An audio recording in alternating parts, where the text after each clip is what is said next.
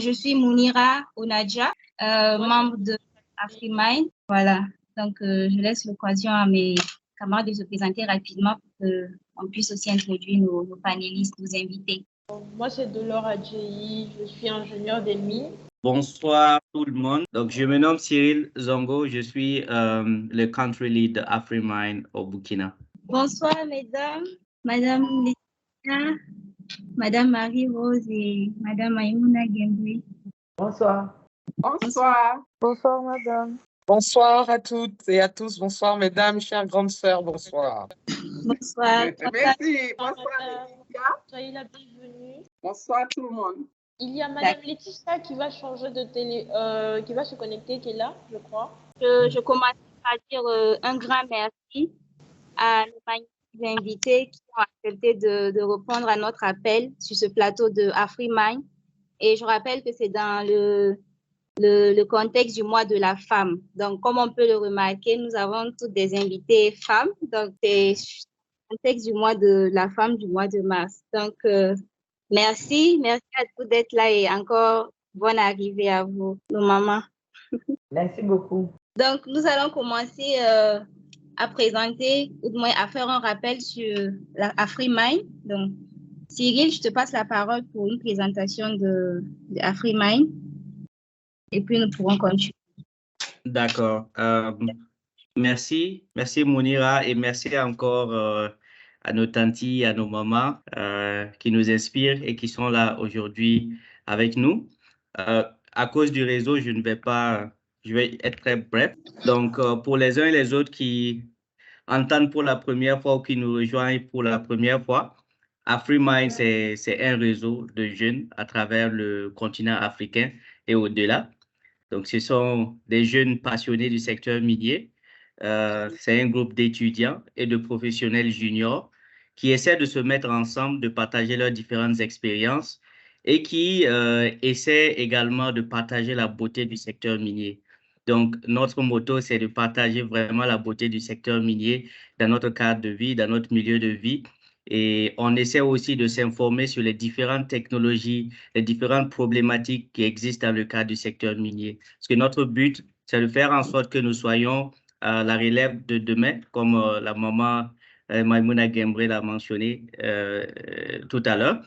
Donc, nous essayons de travailler, de nous mettre en réseau entre nous-mêmes d'abord et ensuite entre nous et nos dévanciers afin de profiter, de bénéficier de leur expérience. Et le troisième pilier, comme je le disais tantôt, c'est d'essayer de partager la beauté du secteur minier dans notre cadre de vie. Donc, dans ce sens, on essaie de mener souvent quelques petits projets avec les étudiants, avec les élèves. Et généralement, avec les élèves, le but, c'est de susciter des carrières dans le secteur minier parce que ce sont nos petits frères qui grandissent, qui sont en train de venir. Et on s'attend à ce que parmi eux, il y ait aussi des gens qui s'intéressent au secteur minier. Et donc, on essaie de mener des activités avec eux pour leur montrer ce que c'est que le secteur minier.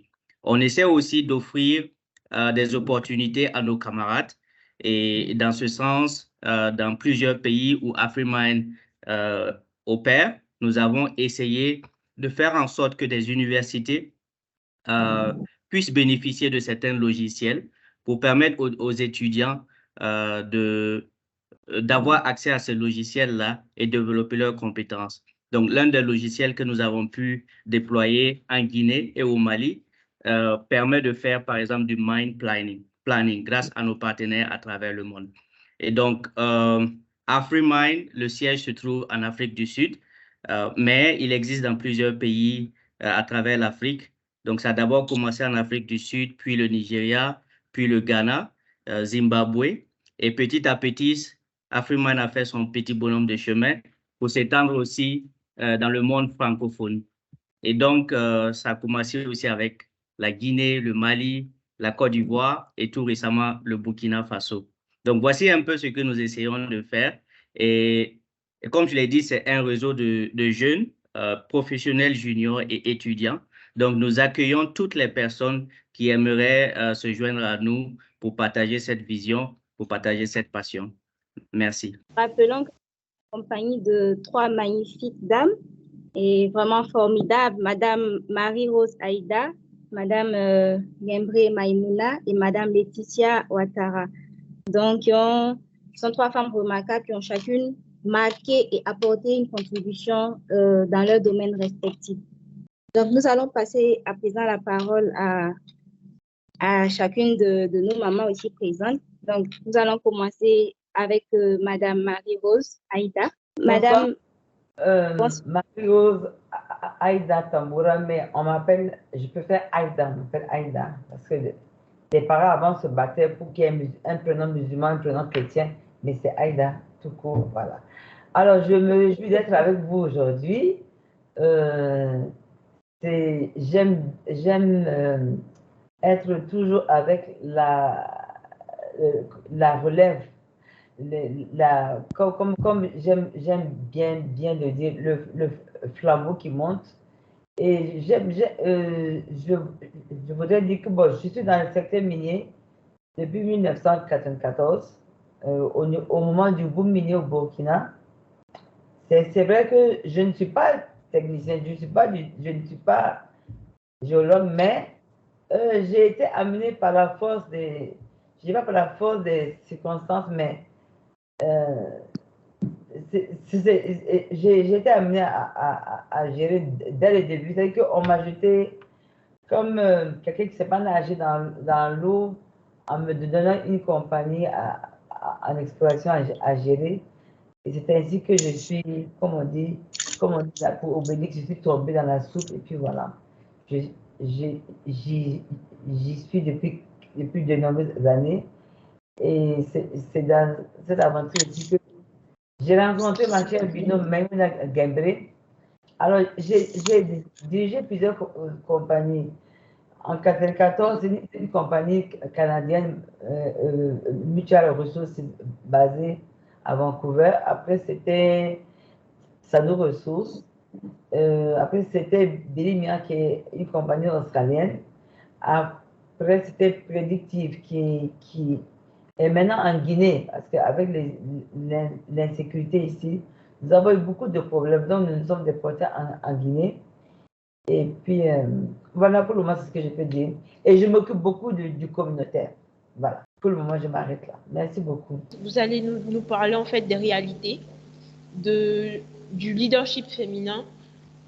Est-ce que être une femme qui exerce en tant que leader, c'est différent pour une femme comme pour un homme? Je vais abonder un peu dans le sens de Laetitia, parce qu'il y a le leadership tout court, mais du fait que le secteur minier est vraiment une dominance masculine terrible, on continue à se battre pour qu'on ne nous prenne pas pour des sous-humains en griffe.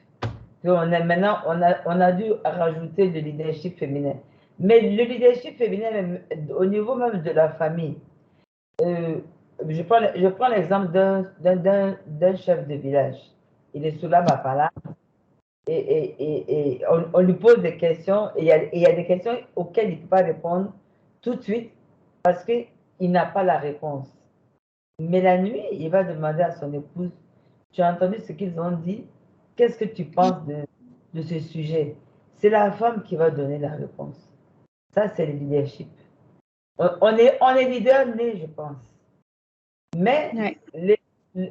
L'être humain, de notre société, le poids de la tradition fait que, bon, maintenant, nous fait plaisir, on a ajouté le leadership féminin. Nous sommes des leaders nés. Parce que lorsqu'un homme, c'est-à-dire qu'on soit fonctionnaire, qu'on soit employé, qu'on soit exécutif ou pas, c'est-à-dire qu'il y a notre position, nous sommes, comme j'aime le dire, nous sommes en mission pour l'homme. Notre position fait que c'est nous qui leur permettons d'évoluer. Mais souvent, Et surtout, et j'aime souvent le dire, partout où il y a de la richesse, on met la femme derrière. Mais si le secteur minier était pauvre, les femmes, même dans le secteur industriel, on allait mettre les femmes devant. Mais partout où il y a de la richesse, on essaie de nous tacler comme au football, mais on ne se laisse pas faire, n'est-ce pas, Laetitia? Définitivement, oui. Alors, moi, je dis que la femme exerce au même titre que les hommes. Parce que moi, quand j'ai commencé, c'est vrai que je dis, mais qu'est-ce que moi je connais? Je ne connais rien en géologie. Qu'est-ce que je n'ai aucune notion et tout. Et ma mère, et c'est ma mère qui me dit, tu vas aller tu vas signer le contrat. Je dis, mais maman, mais je ne connais rien. Elle dit, tu vas aller, tu vas te débrouiller. Maintenant, il fallait me voir faire les entretiens pour constituer mon équipe d'exploration. Tout ça, c'est. Je pense qu'il y a quelque chose en nous, il y a une intuition, il y a quelque chose en nous, il y a un instant en nous qui fait que, non seulement lorsqu'on a des challenges comme ça, on ne se laisse pas faire. Laetitia, n'est-ce pas? Et on C'est monte clair. nous-mêmes afin que nous puissions relever ces défis. Sinon, la femme, elle dirige aussi bien que l'homme. Merci madame. Je vais rebondir sur quelque chose que vous avez dit toutes les deux. Vous n'étiez pas du secteur minier, mais par la force des choses, vous avez réussi à vous imposer. Alors, quels ont été les différents défis et obstacles que vous rencontrez déjà en tant que femme, ensuite en tant que, disons, inconnue au secteur et plus tard maintenant en tant que leader? Au tout début, c'est-à-dire que moi, en fait, j'ai bénéficié du boom minier au Burkina qui s'est produit en 93-94. Et je dois dire que les obstacles, ça n'a pas manqué. Mais il faut aussi se dire que je ne recule pas devant les adversités, au contraire. Et quand je ne connais pas, je dis, écoute, montre-moi qu'est-ce que ça veut dire, ce résultat, qu'est-ce que ça veut dire, explique-moi. Et il faut se dire aussi que en fait, il faut, comme elle a dit, Laetitia, il faut se former. C'est-à-dire, lorsqu'on n'est pas du domaine, par exemple, Memouna, j'ai tellement embêté Memouna, elle est revenue là. Quand je ne comprenais pas quelque chose, j'ai dit, mon binôme, ça, qu'est-ce que ça veut dire? Ça, qu'est-ce que ça veut dire? Et c'est-à-dire qu'il ne faut pas se candidater à dire, ah non, moi, j'ai fait un master en administration, moi, j'ai fait ci. Non, non, non.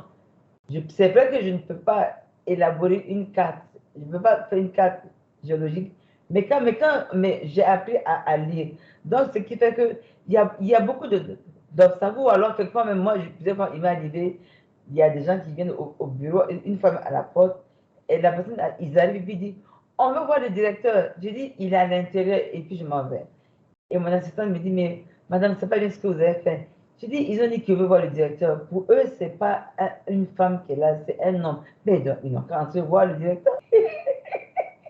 Donc, même un peu, elle a plein d'histoires parce qu'elle, sur le terrain, elle a beaucoup souffert. Quand on est sur le terrain, moi j'étais derrière, elle était devant, mais elle va vous en dire, hein, ça, c'est que les montagnes et les collines, on en a fait. Merci. Alors, Madame Aïda, de votre côté, quelles sont les mesures que vous prenez pour promouvoir la participation des femmes dans l'industrie minière? Je dois dire que moi, je suis plus exploration. Et au début, en exploration, il y avait très peu de femmes. Parce que, comme le disait Laetitia, il faut tout arracher. Mais au tout début, en 94, je dois dire qu'il y avait très peu de femmes en exploration. Quand vous faites des avis de vacances de poste, peut-être sur 20 candidatures reçues, il y a peut-être. Bon, aussi peut-être du fait que c'est à l'extérieur, ce n'est pas, ce n'est pas, je dirais pas un camp ou bien ce n'est pas un camp ou un campon comme quand on est en position. Alors, de ce fait, il y en avait très peu. Et là où alors la plupart qui ont fait qui ont fait l'exploitation, à la fin de leur cursus, elles vont se faire embaucher comme professeur de lycée. Je leur dis, mais ça ne va pas. Ça, vous voulez une chose et son contraire. Et la seule femme que moi j'ai eue à l'installation, c'est Pauline. Pauline, elle s'appelle Pauline. C'est la seule que j'ai pu avoir. Sinon, moi, lorsque il y avait et par la suite, lorsqu'il y avait à profil égal des candidatures, je dois dire que lors de l'interview, ce n'est pas que je faisais du favoritisme, mais je faisais en sorte que la femme soit. C'est à ce que je demande maintenant aux hommes, écoutez, regardez-la, acceptez-la, faites en sorte qu'elle puisse apprendre de vous, même si ça va être difficile au début parce que vous êtes plus rapide, mais je vous demande vraiment de l'encadrer pour qu'elle aussi, elle puisse apprendre parce que ce n'est pas en sortant de l'université qu'on peut qu'on peut faire du IP, on peut faire des sondages, que ce soit de la RC, de la DD, non, non, non, il faut qu'il y ait un encadrement. Et c'est ainsi que, bon, au fil du temps, c'est comme ça que, bon, on a pu avoir plus de femmes. Mais il faut aussi dire que nous avons aussi, au niveau, nous avons une association, avec Memouna, on a fait une association où on fait du genre, pour dire aux filles, aux jeunes filles, n'écoutez pas les voisins ou les tontons, les tantes qui vous disent les filières scientifiques, c'est pour les hommes. S'il vous plaît, laissez tomber tout ça. Parce que cette histoire de féminité, là, c'est transversal. Même pour être médecin ou pharmacien, on va dire non, il faut les femmes. Alors que même en Côte d'Ivoire, je remarque en Côte d'Ivoire que toutes les plus belles pharmacies appartiennent aux femmes. Donc ça veut dire que ce bac C, il n'est pas seulement pour les hommes, n'est-ce pas, Laetitia? Les meilleures pharmacies en Côte d'Ivoire sont appartiennent à des dames. Donc, c'est pour vous dire, ne lâchez pas prise. Il y a aussi, on avait été voir la SP Conab Jean. Et elle fait partie du club des chercheurs de l'université de Ouagadougou. Quand on m'a dit, on a dit, oui, voilà, après la prise en compte du genre, voilà, on nous fait ci, on nous brime et tout. Elle dit, il faut savoir ce que vous voulez. Elle nous a dit, moi, lorsque je vais sur le terrain, je mets le couffin de mon bébé derrière, je mets mon bébé dans le couffin, je conduis, je vais entreprendre ma mission et je reviens, je fais mon rapport. Elle dit, mais vous, surtout pour les jeunes filles, à l'époque, elle dit, vous, mon mari, à la maison, c'est comme si, c'est comme ça. Elle dit, vous ne pouvez pas avoir une chose et son contraire. C'est une question de détermination, c'est une question d'atteindre d'objectifs. Il faut savoir ce que vous voulez être. Et surtout aussi, il y a connaître aussi les besoins. J'ai remarqué qu'il y a beaucoup d'étudiants qui connaissent qui ne connaissent pas les besoins réels de il faut se documenter. Et, par exemple, moi, j'ai dit au Burkina, ça suffit. Les géologues d'exploration, c'est bon. Parce qu'on forme des postes de chômeurs.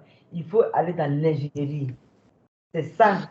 C'est ça la clé qui va ouvrir la porte à beaucoup de jeunes filles, à beaucoup d'étudiants. Parce que exploration, tous les ans, il y a une cohorte importante qui sort. Mais on n'a pas de place. Alors, spécialisé, il faut être dans la conception. Il faut maîtriser la chaîne en valeur, de l'exploration jusqu'à l'après-mine. Il faut maîtriser, ne vous cantonnez pas à dire, ah oui, moi je me maîtrise en exploration, c'est bon. Non, il faut continuer. Merci. Delors? Oui. Voilà. S'il n'y a plus d'autres questions, je me demandais si je pouvais me permettre, c'est vrai que je n'ai pas levé la main, je me demandais si je pouvais me permettre de poser une question pour les hommes. D'accord, vas-y.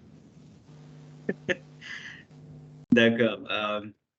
Alors, c'est très, très intéressant tout ce que nous venons d'entendre. Je pense que c'est assez édifiant, OK, pour toutes ces filles qui sont là. toutes ces travailleuses du secteur minier qui sont là avec nous et aussi ces travailleurs du secteur minier, c'est-à-dire ces jeunes hommes, ces jeunes garçons, ces étudiants qui sont là. Et je me demandais quel peut être le rôle que nous pouvons jouer en tant qu'hommes auprès de nos sœurs, de nos collègues femmes, de nos conjointes, parce que certainement il y en a. Et voilà, comment on peut les accompagner. C'est vrai que plus ou moins, on a dû entendre ça quand vous avez intervenu, mais je me demandais si on peut encore plus mettre l'accent là-dessus pour que ça puisse aussi inspirer tous ces jeunes hommes, tous ces jeunes garçons qui sont là ce soir avec nous.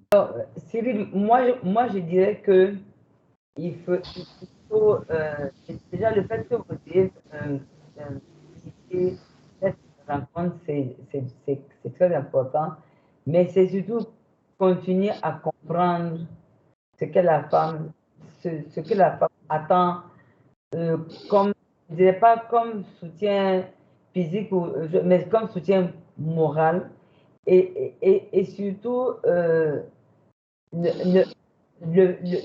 fait de la considérer, c'est-à-dire que quand on dit, quand on dit embrace equity, que ce ne soit pas un mot, que ce soit dans le comportement. Parce que lorsque d'autres personnes vont vous voir considérer votre collègue féminin comme vous, ça va créer une certaine émulation qui fera que, bon, elles donnent, non seulement elles ont plus confiance en elles, et les autres vont dire, ah, mais si Cyril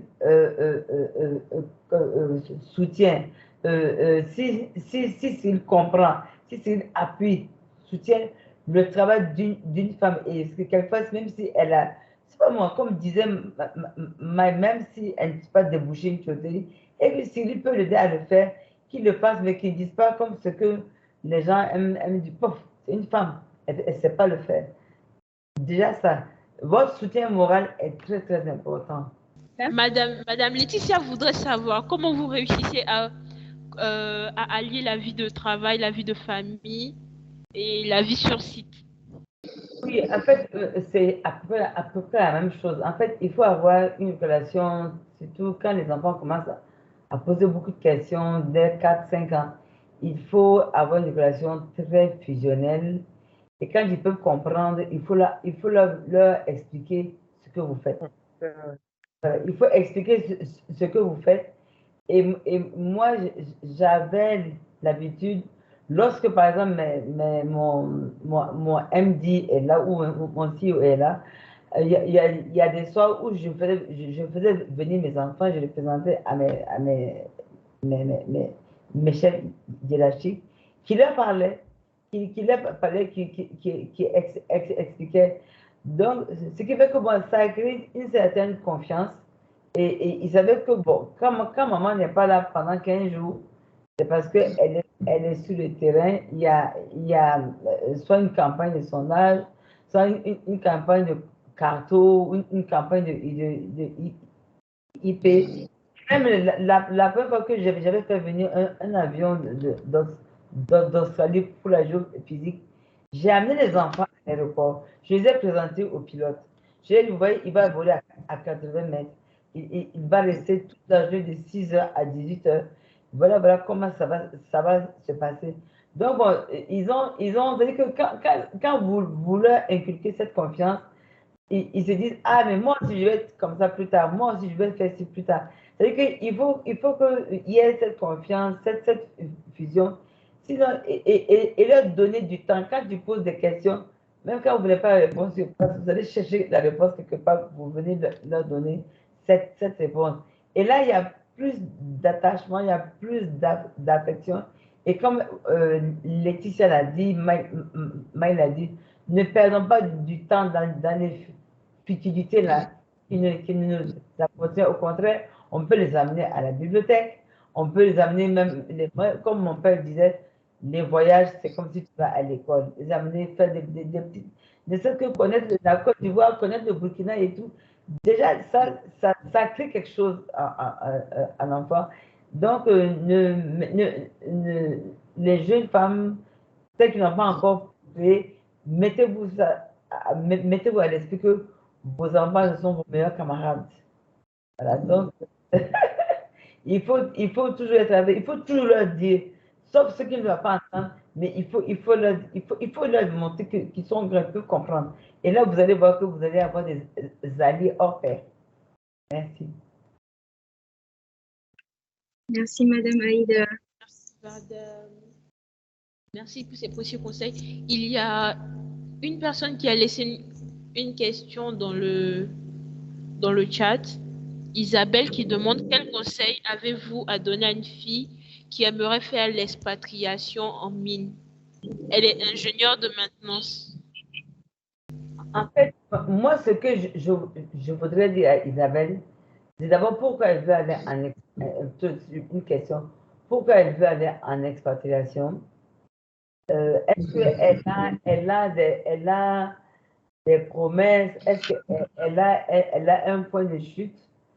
Et puis, qu'est-ce qu'elle espère de cette expatriation? Après, je vais continuer. Isabelle, tu es là? Tu peux répondre? Oui, je suis là. Oui. D'accord. Bonsoir à tous. Bonsoir. Et bonsoir. Oui, moi c'est Isabelle Sawadogo. Je suis ingénieure de maintenance dans une mine au Burkina Faso, spécialement à Rockschool, société de fortune à Silver Mine. Et actuellement, je travaille comme ingénieure de planification de maintenance, spécialement électrique au niveau de l'usine de processing. Maintenant, j'ai environ 8 à 9 ans de carrière et j'aimerais également faire l'expatriation, sortir hors de mon pays, travailler dans une autre mine, dans d'autres mines hors de mon pays, hors du Burkina Faso, que ce soit en Afrique de l'Ouest ou ailleurs. Maintenant, raison pour laquelle ça me tient vraiment à cœur, parce que c'est un métier qui me passionne beaucoup, énormément. Et sortir aussi du pays, c'est pouvoir aussi faire face à d'autres défis et pouvoir savoir aussi me comporter. Donc, raison pour laquelle je pose cette question. Merci. Alors, Isabelle, moi, pour l'expatriation, je ne suis pas contre, mais en fait, il faut que cette expatriation-là, elle te rapporte quelque chose, que tu viennes avec un plus. C'est-à-dire que, Oui. parce que là, tu occupes un poste très important, parce que le processing, il n'y en a pas beaucoup, n'est-ce pas? Oui. Donc je me dis que au-delà du processing, il y a autre chose. Si c'est pour aller apprendre l'expatriation, revenir et aussi donner de ce que toi tu as appris aux autres qui sont là, là c'est-à-dire que tu seras une sommité. C'est-à-dire que tu vas rechercher, tu vas donner des conférences, tu vas animer des groupes, tu vas former des gens. En fait, tu seras une perle. Voilà. C'est ce que moi je voudrais que tu saches. Si c'est pour pour apprendre, pour acquérir du savoir, il n'y a pas de problème. Parce que l'exploitation de nos jours, c'est compliqué. Par le temps qui court, je ne veux pas te décourager, mais c'est très compliqué. Il y a peut-être 10, 15 ans, oui, mais actuellement, tout est difficile partout. Alors, je te demandais de bien réfléchir, de savoir où tu vas et surtout que tu vas pour acquérir autre chose. Oui, principalement ce qui m'intéresse, c'est quoi? J'ai toujours été, puisque j'ai évolué dans un milieu d'hommes, j'ai carrément évolué dans un milieu d'hommes depuis l'université. J'ai toujours été la seule fille dans ma classe et j'ai toujours été face à ce genre de critiques dont vous avez parlé tantôt. Maintenant, là où je suis actuellement, je suis, si je peux le dire, assez à une bonne position. Et aussi, j'aimerais sortir, puisque j'essaie d'encourager aussi la jeune génération comme moi, mes petites soeurs qui sont à l'université et tout, les encourager en fait à ne pas abandonner, à poursuivre. Parce que si moi j'ai pu le faire, elles peuvent également le faire. Mais maintenant, ce qui me tient à cœur, c'est également sortir. est-ce que c'est facile pour les femmes d'avoir l'expatriation? Parce que j'ai pu constater que c'est extrêmement difficile. Donc, raison pour laquelle je suis là pour poser cette question et savoir qu'est-ce que vous avez aussi à me donner, vu votre expérience. Isabelle, moi, je me dis qu'à l'heure actuelle, pour une femme, c'est encore cette histoire de discrimination, mais je me dis que il faut, surtout vu ce que tu viens de dire, il faut tenter l'expatriation. Il ne faut pas rester bloqué parce qu'on dit non, pour les femmes c'est difficile, pour les hommes c'est plus facile. Si tu sais où tu dois, où tu veux aller, ce que tu vas acquérir, un savoir, et tu es déjà en train d'encourager, de coacher tes petites soeurs. Moi, je me dis que bon, ce serait bien aussi d'aller voir ce qui se passe ailleurs. Ce serait bien parce que c'est vrai que c'est quand même un bail. Alors, je ne sais pas moi, tu peux aller au Zimbabwe, en Tanzanie, en Afrique du Sud, mais, mais ne perds pas de vue que tu dois revenir au Burkina Faso. La séance tire à sa fin. Mesdames, est-ce que vous avez un mot de fin? Alors, moi, je suis très heureuse d'avoir pu participer à cette discussion, à ce panel. Il en faudrait d'autres pour que la mayonnaise ou bien la chantilly prenne. Parce que vous êtes... je vous admire. Hein, elles sont admirables. Vous avez, parce que c'est un défi. Sûrement qu'on a dû vous dire, mais qu'est-ce que vous allez aller faire, qu'est-ce que vous allez aller dire et tout. Mais continuez tel que vous avez commencé. Laetitia, je suis sûre, elle sera toujours, je ne sais pas toujours, mais en tout cas, elle sera toujours partante pour de telles rencontres virtuelles. Et pourquoi pas venir au Burkina Faso, n'est-ce pas, Laetitia? Et aller plus haut. Ce que je vous demande, c'est d'aller plus haut. Pas ce que vous avez entendu aujourd'hui, ne vous limitez pas, ne soyez pas inhibés. Sinon, la société va vous essayer de vous maintenir comme ça. Non, non, non. Il faut aller plus haut. C'est que, comme disait Laetitia, il faut briser les plafonds qu'on vous a mis. Il faut les faire voler en éclats, montrer qui vous êtes, arracher ce que vous devez arracher. Et nous sommes là. Nous sommes là. Et surtout, je vous ai dit, continuez à savoir, à percer tout ce qu'il y a dans la mise en valeur d'une mine. Parce que ça ne commence pas à la production. C'est-à-dire qu'il faut que dans les industries extractives, que vous ayez plus de notions. Et là, ça demande des sacrifices. C'est vrai que bon, les cours en ligne ou même les notions qu'on prend en ligne, ça se paye. Quelquefois, bon, il y en a qui ne se payent pas, mais il y a quand même la connexion qui se paye. Donc, apprenez et ça ne vous fera que du bien. Parce que nous, à notre époque, hein, on n'avait pas de téléphone, il n'y avait pas de WhatsApp. C'était les gros téléphones là, qu'on appelle Ouaga non loti là. C'est ça qu'on avait. Donc, alors donc, je vous exhorte à continuer de la sorte. Moi, je me rappelle que lorsqu'on a dit journée porte ouverte du secteur minier en 1998, je me demandais, mais attendez, on va recevoir les gens, qu'est-ce qu'on va leur dire et tout. Mais finalement, ça continue. Aujourd'hui, ça a un autre nom parce que journée porte ouverte, Promine, Samaou, mais ça continue. Alors donc, vraiment, je vous exhorte à briser la timidité là. Dieu ne vous a pas donné un esprit de timidité, mais un esprit de courage. C'est ce que je vous demande. Et allez plus loin, toujours aller plus loin. Et merci encore pour l'honneur que vous nous avez fait en nous conviant ce soir. Et que Dieu vous garde. Soyez les plus belles et les plus méritantes. Voilà. Merci beaucoup, madame. Merci beaucoup. Merci. Je pense qu'au nom de toutes les personnes présentes ici, je vous dis merci. Merci de nous avoir accordé tout ce temps. Merci pour vos conseils qui ont été précieux, que nous allons garder jalousement. Et pour terminer, je dirais que je retiens aimer, respecter se former, rester ferme, accepter sa condition de femme et surtout placer la sororité au devant de toute chose. C'était Conversation avec Afrimine. Je suis de l'heure ADI. J'étais assistée avec Mounira Onadja. Nous vous invitons à suivre Afrimine sur ses différents réseaux, notamment sur LinkedIn, où nous allons partager les différents comptes des intervenantes, avec leur autorisation, bien sûr. Merci beaucoup et n'hésitez pas à suivre Afrimine. Vous avez toutes nos plateformes de médias sociaux qui sont affichées actuellement sur l'écran.